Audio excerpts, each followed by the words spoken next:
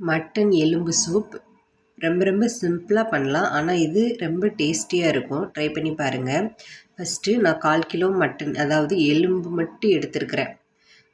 எலும்பு எடுத்து அதை நல்லா மஞ்சத்தூள் உப்பு போட்டு நல்லா க்ளீன் பண்ணிவிட்டு, 1/4 கிலோ எலும்புக்கு இப்போ நான் 3/4 லிட்டர் அளவு தண்ணி ஊற்றிருக்கிறேன். 3/4 லிட்டர் அளவு தண்ணி ஊற்றி அதோட மஞ்சத்தூள், சின்ன வெங்காயம் ஒரு 10 அளவு நல்லா உரித்து கழுவிட்டு இடித்து வச்சுக்கோங்க. கட் பண்ணி போடக்கூடாது. நல்லா இடிச்சிட்டு அதோட சேர்த்துக்கோங்க. சின்ன வெங்காயம், அதோட 2 பல் பூண்டையும் அது மாதிரி நல்லா இடிச்சிட்டு அதோட சேர்த்துக்கோங்க. உங்களுக்கு இஞ்சி டேஸ்ட்டு பிடிச்சா நீங்கள் இஞ்சி சேர்த்துக்கலாம். இதோட 1 டீஸ்பூன் சீரகம், மிளகையும் 1 டீஸ்பூன் மிளகையும் நல்லா இடிச்சிட்டு, ஒன்றுக்கு பாதியமாக நல்லா இடிச்சிட்டு இதோட சேர்த்துக்கோங்க.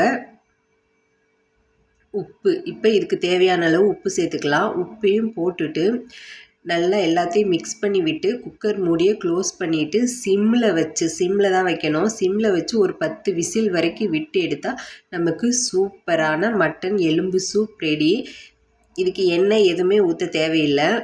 டேஸ்ட் சூப்பராக இருக்கும். ட்ரை பண்ணி பாருங்கள். ரொம்ப சிம்பிள். ரொம்ப மசாலா டேஸ்ட் பிடிக்காதவங்க இந்த மாதிரி ட்ரை பண்ணி பார்க்கலாம். இந்த பீஸோடு எடுத்து சாப்பிடும்போது அருமையாக இருக்கும். ட்ரை பண்ணி பார்த்துட்டு எப்படி இருந்துன்னு சொல்லுங்கள். இந்த வீடியோ பிடிச்சிருந்தா please like and subscribe my channel. Thanks for வாட்சிங்.